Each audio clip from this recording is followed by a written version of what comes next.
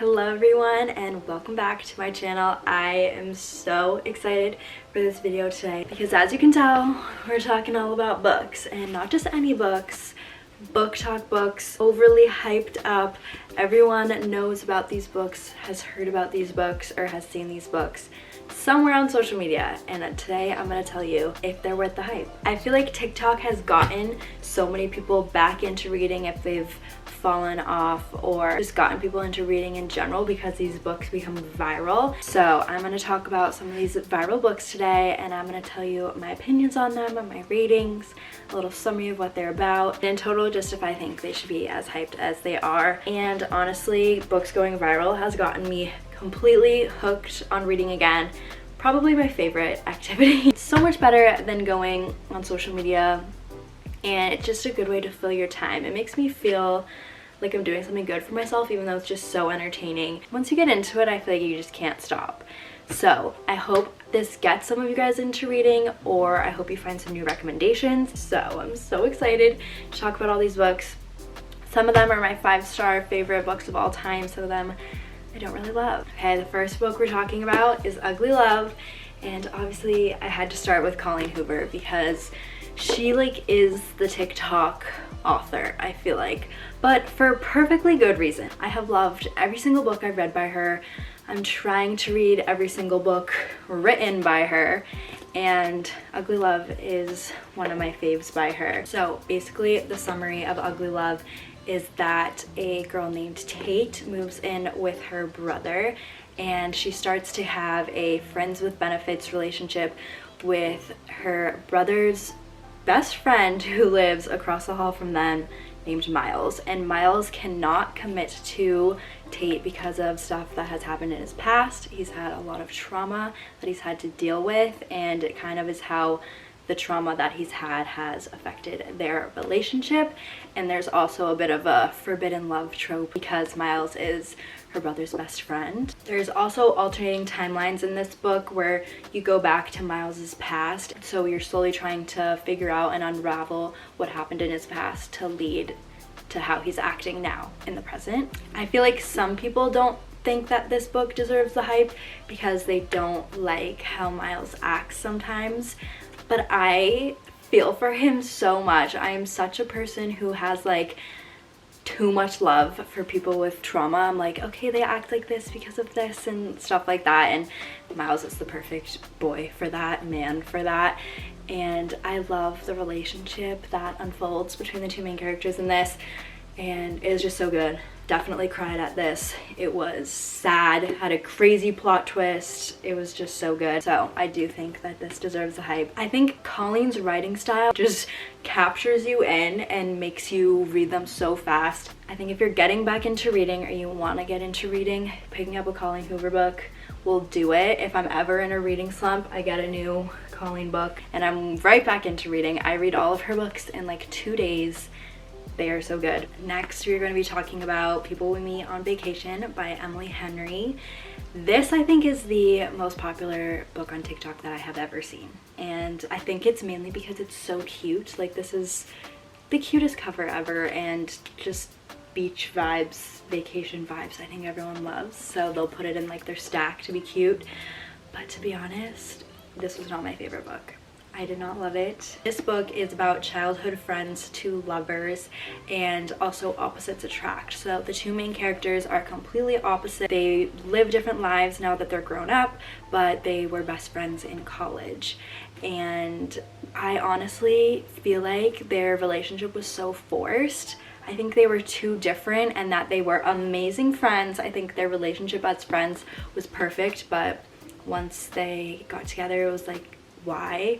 And also the whole, if you've read this book, you know what I'm talking about. The whole book, you're waiting to see why they're not super good friends anymore. And then once you find out the reason, you're like, that's not that big of a deal. So that also kind of got me, because you're waiting for this build up, and then it's just, okay, why did that ruin your whole friendship? It was really cute. If you want just a simple beach read, this would be good for that. Great vacation vibes. It definitely was cute in some ways, but wasn't my favorite ever. The boy in this I did really like though over the girl, which doesn't really happen to me a lot, so that was interesting. The Seven Husbands of Evelyn Hugo. I am going to start by saying this might be my favorite book of all time. I think it's tied for first with another book in this video, so wait for that one. They're both by Taylor Jenkins Reid though. I have such an emotional attachment to this book and to the characters in this book.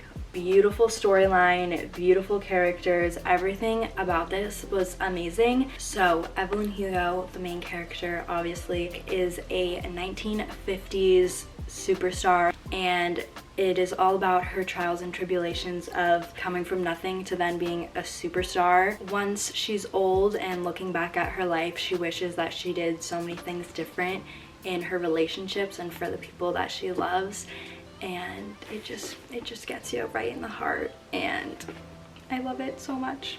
5 stars. Adore this book. There were so many quotes in this book that I had to just stop and reread them because I needed to just savor the advice and take them in. And I'm also just a sucker for old Hollywood and Hollywood in general, so this book just did it for me in every way. The next book I do not have with me because I've lent it to one of my friends because I forced her to read it because it was so good, and that is November 9 by Colleen Hoover. This book, 5 out of 5. I flew through it. I needed to know what happened, and it was just such a page turner. It follows 2 people who meet up every year on November 9th, and they only see each other on November 9th so that they can have their youth and have their own lives and experiences until they get together eventually in the future, which to me is just so like relatable, and I love that so much that they do that. They like want to have their own lives and experiences, and then they come together, and it's just amazing. November 9 also had probably the biggest plot twist I've ever seen in a book ever that I did not see coming, and it was so good.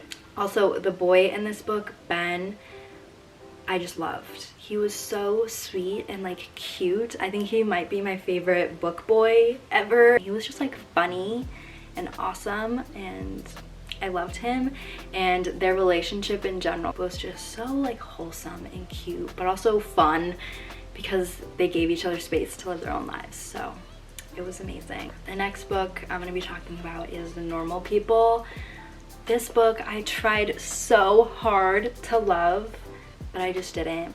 I didn't connect with it. I think that the idea of it and the whole like story of it in general is beautiful. It's basically about how in relationships and growing up, people just are humans and they do not communicate well, and things are not perfect, and everyone's lives are not perfect, and people are on different paths. Them not communicating was so frustrating. It would just got me. I was like, just tell each other what you're feeling, what you're thinking, and they wouldn't. I feel like that's real life, and people, especially nowadays, do not tell each other how they feel. And so in that way, the idea of this book was amazing. I just think how it was written might not be my favorite. They also made Normal People into a series on Hulu. I watched the series. Beautiful. It was so good.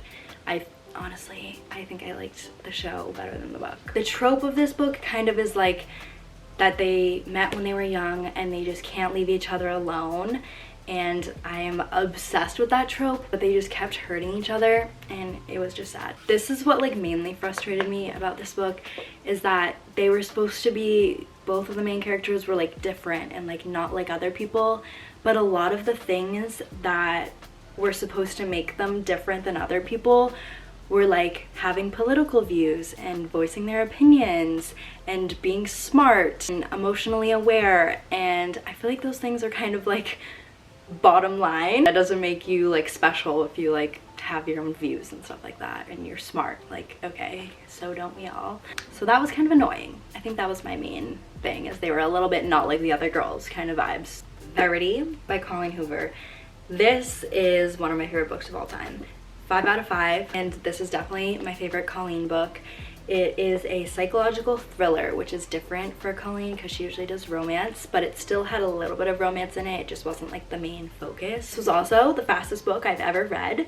I needed to know what happened. The creepy element was just so well done, and it just kept you wanting more. So in Verity, the main character, Lowen, is an author, and another very famous author named Verity gets into a really bad accident, and she can no longer finish a very popular book series and asks Lowen to complete the series. So Lowen has to go to Verity's house and look through all of her writings and her notes to be able to finish the series, and then crazy things start to happen. I honestly think I could talk about this book forever. I have tried to get everyone in my life to read this book because it is amazing. I just love it so much. But I also went into this book knowing pretty much nothing about what was going to happen, and I think that you should do that too. So I'm not gonna talk too much about this and the plot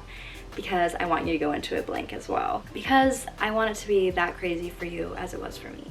You need to read it. We're gonna do another Colleen, and this is Heartbones, and this book is so near and dear to my heart for some reason. I think I just really liked and connected with the characters, and the book also just has a sad demeanor to the whole thing, kind of, which I just loved. I love sad books. This is a perfect book for the summer if you need a summer book, because it's based in a summer beach town, and it's all about like kids running around the beach, meeting new people, going to a new beach town, and everything that happens. And the characters are just so good in it, and I just like love them. I honestly think why I connect to this book so much is because it just feels so nostalgic to me because of the setting. This book was a 4-star to me because it didn't like change my life, but I still love this and I adore this book. If you're looking for a summer read, go for this. We're gonna end this video with Daisy Jones and the Six by Taylor Jenkins Reid. This is my favorite book of all time. This book changed my life. That's dramatic, but it's so good. It basically follows a band in the 70s, and it's written in interview style, which is so unique. I've never heard of another book that does that. So every member of the band is recounting their own stories of what happened to them as they blew up as a band, but all of their stories are a little bit different, which is so cool because everyone has their own realities and everyone views everything that happened differently, and this book completely shows that. I think that it's loosely based on Fleetwood Mac, which I am obsessed with Fleetwood Mac, so let's just tied it all together. And I think why Taylor Jenkins Reid is such a good author is that everyone she writes about, she makes you think that they're real. Like Evelyn Hugo, I wish she was real. I wish I could like watch interviews with her. I wish I could research her. Same thing about the Six, which is the band in Daisy Jones and the Six. They are just such real, full, developed characters in this book. You really just become so connected with each of the characters because the interview style just really gets you in the heads of each of the characters, and you see how they think of each other, and you just see how all their relationships intersect and intertwine, and it's just so good. Also, there's just so many life lessons throughout this book. Same with Evelyn Hugo. I think Taylor Jenkins is so good at that. All of her books just make me like want to be a better person after reading them. So yes, this book is perfect in my eyes and I cannot recommend it enough.